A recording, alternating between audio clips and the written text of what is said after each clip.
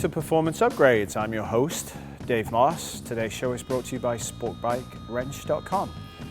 Performance parts and professional advice. Today's piece that we'll do in our show reflects clip-on handlebars. Now our Project 750, its stock handlebars are bent. So we're going to remove those, get rid of them, and replace them. So we're going to show you what's involved in the entire process from beginning to end. While the bike's up on the stands, make sure that you hold the handlebar. Get yourself in this position where your forearms are crossed so that you can keep the front end still, and then slowly pull the breaker bar to you. These are put on with an average of 70 foot-pounds of torque, so we're done with that. Next is our 8mm bolt that we need to remove for the brake reservoir so we can get to the Allen in the upper triple clamp. Next is our 6mm Allen to go ahead and undo the triples. Make sure that they are completely loose, even if that means unthreading them several turns to make sure they're totally loose. Okay, now work the triple clamp up over the steering stem and the forks. Now we have our triple clamp completely out of the way. We can get in with a 10mm combination wrench and loosen our handlebars. Now I'm going to loosen it and bring it higher up so it's easier to work on because we have to disassemble the handlebar itself. Next task is to loosen the 8mm bolts that are holding our master cylinder in place, and once they're loose on each side, then go ahead and completely remove them. Take the master cylinder off the bar, put the backing plate back on it. Loosen the Allen screws. There are two of them in our kill switch, our on-off switch, that are in the backside here.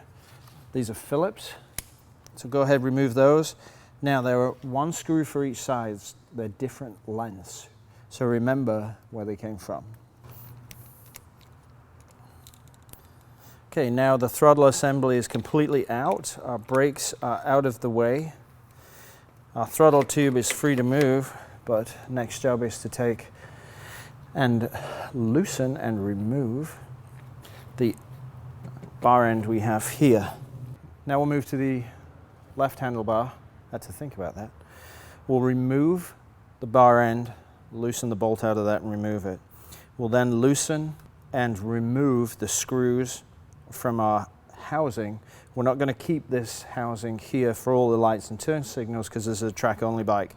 So we'll push that out of the way and we'll disconnect it later. Lastly, we will loosen the 8mm nut on the clutch Perch. Now, the easiest way of blowing one of these off, if you want to save it, is use compressed air. So easy. If it's marginal or it's ruined, just take a razor blade to it and cut it off. Save yourself some time.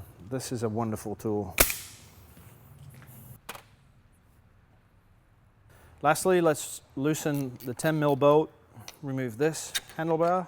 We're done. This is the damaged one, it's bent, so we're going to throw this one away.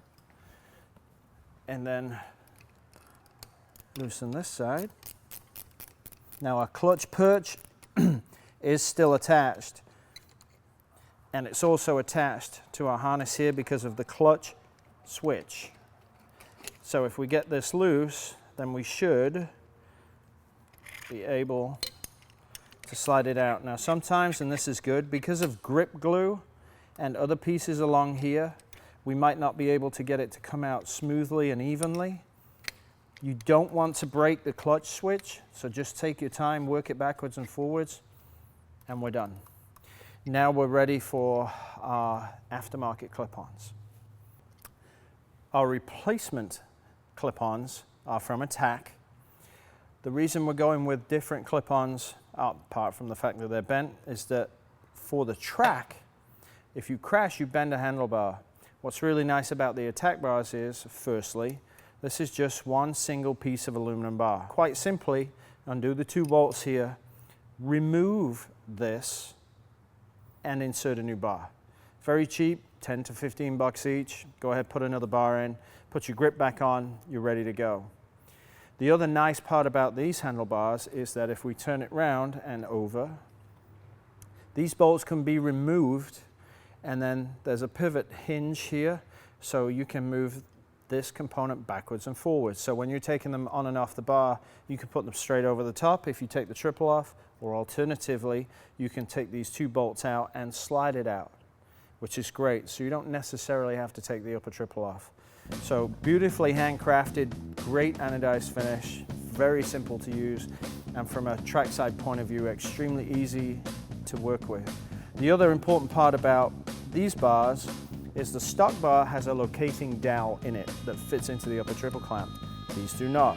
Therefore, your angle you can change at will. So if you like your bars further out, you can do that. If you like your bars a little tighter in, you can do that. There's no range of adjustment in terms of limitation as with the stock bars. That's another wonderful thing about clip-ons.